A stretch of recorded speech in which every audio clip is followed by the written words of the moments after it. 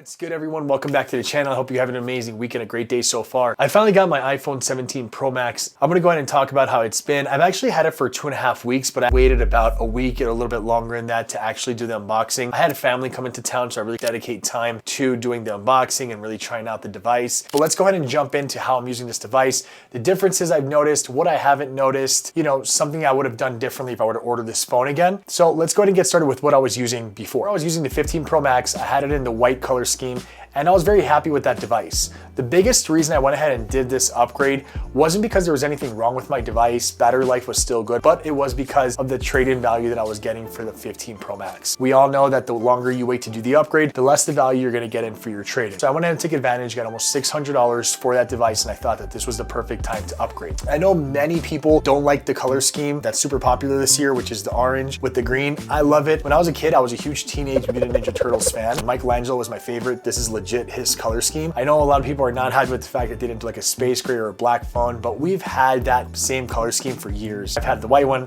and the black one. I've done the blue one that they had a couple years ago. One that I didn't upgrade because I didn't upgrade that year was the Hunter green one. I really wish I would have upgraded to that one because green is one of my favorite colors, if you haven't noticed yet. I'm super happy with this colorway. I know some people say it doesn't look as good in person or on camera. I think it looks great in both. My fiance saw this colorway when I actually got it and put the case on it. She's like, that is so you. Green is one of my favorite colors, and I always like accenting all my green things that I can with orange. Now that we went ahead and got that out of the way as far as like why I upgraded, what was my reasoning behind it, let's go ahead and jump into some of the biggest differences.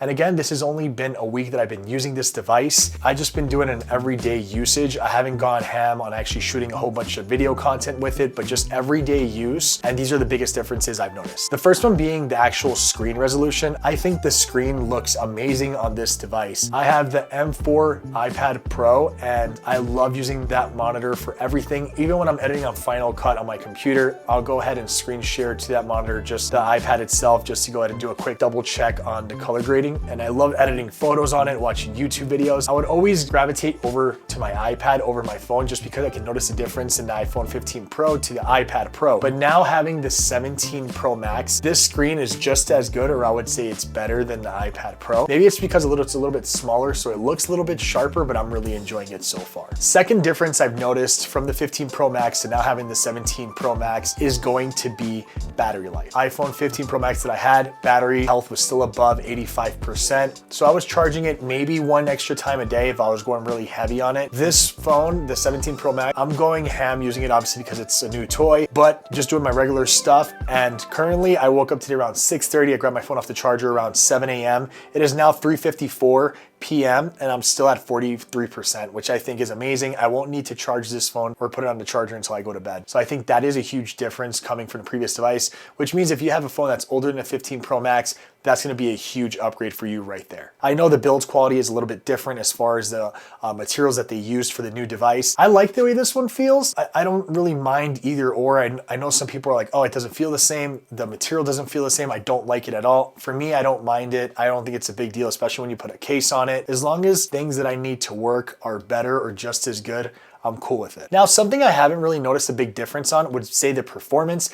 Again, I'm just doing regular day tasks, everyday usage on it, which is checking emails, going on YouTube, social media, using ChatGPT app, and just things like that, checking my stocks, crypto, all the regular day things. And I haven't noticed it's faster, but I have noticed it's a little bit smoother. It's more fluid. It could be because of the new iOS, but it's not a big difference. It's not like I was unhappy with the 15 Pro Max. This one just is a little smoother when it goes to the transitioning. Just a couple of things that I wanted to go ahead and mention as far as the size of the phone. So the 15 Pro Max was the first phone I had since the 8 Plus that was this bigger size device, right? The max size or plus size. And just because of the things that I do enjoy having the Pro Max size, but I think if I would have to do it again, the two things that I would do differently if I ordered the phone again, I would probably go with the Pro instead of the Pro Max, just because I have my iPad Pro with me at all times. If I need a bigger screen, I can always have my tablet right next to me to use, and this will make it a little bit more comfortable to carry in pocket and also just to use with one hand.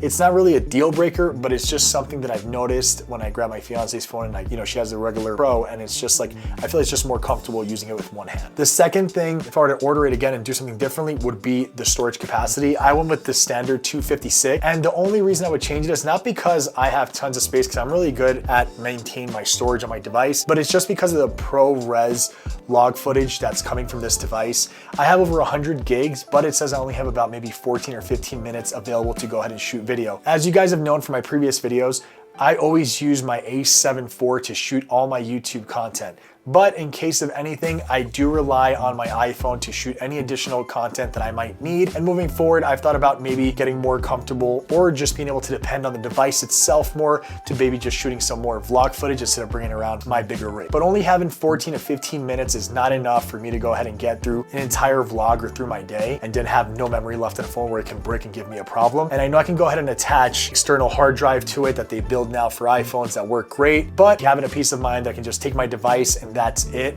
So moving forward, I think those would be the only two big differences that I would change, and I'll probably do that with the next upgrade I do. When it comes to iPhones, I think the technology has gotten so good and future-proof that I never would recommend to any of my friends or family to go ahead and upgrade every year. I always tell them upgrade 2 to 3 years, and even then, you can push it out a little bit longer. It's just depending if you want the new camera. I haven't really had time to shoot a whole bunch of video content with it. I've only shot a couple of clips, but what I've shot so far with the camera itself and just using the rear cameras, not really the front-facing camera, everything looks good. I really like the way the log footage comes out, especially when you're able to color grade it. I think the colors just look great and the quality is just amazing that it's even hard sometimes to tell between using my Sony A7 IV and using the iPhone, which I think is something amazing that Apple is doing, and I can't wait for what the future holds if it's already this good. I really don't have a con to give you guys. I don't think there's an issue with the device. I really enjoy using it. I am very happy with my upgrade. The two changes I mentioned are just what I'm thinking about doing in the future. Smaller phone, more capacity,